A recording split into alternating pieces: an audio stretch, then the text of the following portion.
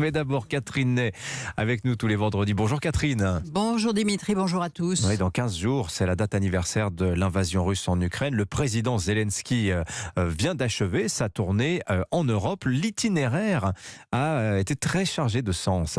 Et oui, parce que sa première étape a été pour la Grande-Bretagne, pays qui l'a aidé le plus et le plus vite après les États-Unis. C'est que Zelensky fascinait Boris Johnson, qui lui avait même offert des missiles de longue portée avant le début de l'invasion.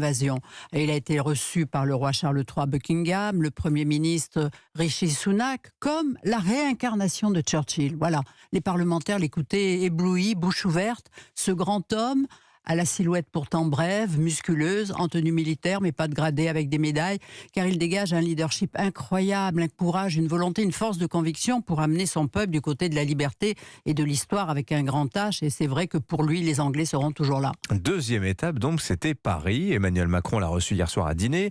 Il avait convié également le chancelier allemand Scholz, après des couacs bilatéraux divers. Oui, Emmanuel Macron a longtemps dérouté les Ukrainiens, parce que tenant d'une ligne où la France serait une puissance d'équilibre, ni vassalisé, ni aligné, il pouvait, au lendemain d'une visite amicale au président Zelensky, dire qu'il ne fallait pas humilier la Russie. Alors à Kiev, on avait inventé pour lui le verbe macroner.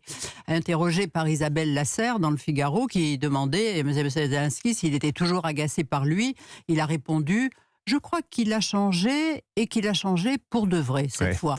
Réponse, vous l'avouez, assez condescendante, non? Mais c'était pour reconnaître aussitôt que c'est lui, Emmanuel Macron, qui a ouvert la porte aux livraisons de chars et soutenu la candidature de l'Ukraine dans l'Union européenne. Et lors de ses vœux, Emmanuel Macron a dit souhaiter la victoire de l'Ukraine.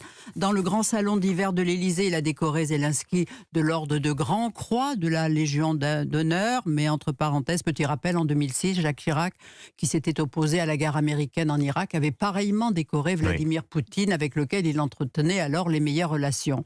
Alors Emmanuel Macron le dit, la Russie ne peut ni ne doit l'emporter. Mais pour ajouter quelques phrases après la victoire, il faudra aussi bâtir la paix. Alors, s'il compte être un interlocuteur auprès des Russes, ça, pour l'instant, c'est pas écrit. Voyez. Oui, et puis Olaf Scholz également. Eh bien oui, aussi, il y a eu du retard à l'allumage. Il y a un an, vous vous rendez compte, il a envoyé 5000 casques à l'Ukraine. Mais aujourd'hui, il le dit, ça a été long à dérider, mais l'Allemagne est le pays européen qui apporte le plus de soutien financier et humanitaire à l'Ukraine, et il va livrer des chars Léopard. Mais là, son opinion est à 50-50. D'ailleurs, il faut lire la réponse de Zelensky dans son interview d'hier dans le Figaro à propos de l'Allemagne. C'est alors un chef-d'œuvre de circonvolution diplomatique pour enrober les critiques et derrière toute une tonne de compliments. Oui, mais ça avance quand même. C'est vrai, vous avez raison. Et enfin, Bruxelles, alors ça c'était hier soir, le président Zelensky, alors là, il a été accueilli comme un héros, applaudi par des députés qui avaient les larmes aux yeux. Oui, les Européens l'ont assuré d'un soutien qui durera, disent-ils, aussi longtemps qu'il le faudra.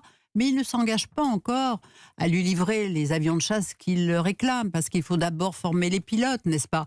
Et puis la présidente du Parlement lui a bien offert le drapeau européen à la tribune qu'ils tenaient tous les deux bien ouvert. Bon, mais le président Zelensky souhaite que les négociations d'adhésion commencent dès cette année.